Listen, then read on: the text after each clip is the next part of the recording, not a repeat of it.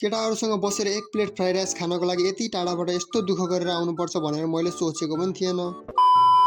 All right guys, welcome to my mini blog. I hope तपाईँहरू सबैजना सन्चै हुनुहुन्छ होला र म पनि एकदमै सन्चै छु। आज चाहिँ साथीले नास्ता खान जाम भनेर बोलाउँछ र दाइलाई पनि बोलाउन गएको त यता घरमा पोछा लगाउँदै हुनुहुँदो रहेछ। पोछा लगाइसकेपछि म अर्पण र सञ्जय दाइ भएर आफ्नो साधन निकालेर नास्ता खान जान्छ। यस्तो पानी परेर चिसो मौसममा बाइकमा हावा खाँदै सुरुमा त हामी मिलमा जान्छ। मिलमा चाहिँ किन गएको भन्नुभएको होला। सञ्जय दाइको चाहिँ थोरै धान कुटाउनु पर्ने थियो। धान कुटाइसकेपछि हामी त्यहाँबाट पनि निस्किन्छौँ। बर्खा लागे सँगसँगै पानी परेर बाटो त पुरै बिग्रेको थियो। धन्नै म त लोटेको। जसो तसो गरेर हामी होटलमा पनि पुग्छौँ। हिलोले गर्दा खुट्टाको हालत बने पुरै बिजोग थियो। होटलमा पुग्न बित्तिकै हामीले फ्राइड राइस अर्डर गर्छौँ अनि फ्राइड राइस आउनु बित्तिकै अचार हालेर एक बाइट हानिदिएको त एकदम मिठो दामी बबाल भएको थियो। त्यतिले मात्र नभएर हामीले ड्यू पनि मगाउँछौँ र चेस गरेर मजाले घाँटी चिसो बनाउँछौँ। त्यसपछि हामीले मजाले बसेर इन्जोय गर्दै फ्राइड राइस खान्छौँ। मलाई फेरि यो ठाउँको बफ मोमो र फ्राइड राइस चाहिँ एकदम बबाल लाग्छ। मेरो च्यानलमा चाहिँ 200 सब्स्क्राइब हुन लागेको छ। तपाईँहरूले च्यानललाई सब्स्क्राइब गर्नु भएको छैन भने सब्स्क्राइब गरिदिनु होला, किनभने हजुरहरूको माया र साथ सपोर्टले गर्दा मलाई भिडियो बनाउन अझै मोटिभेट गर्छ। जुन होटलमा गए पनि नास्ता खाइसकेपछि यो चिज खान भने म कहिले पनि छोड्दैन। र आजको लागि यति नै, एन्ड बाई।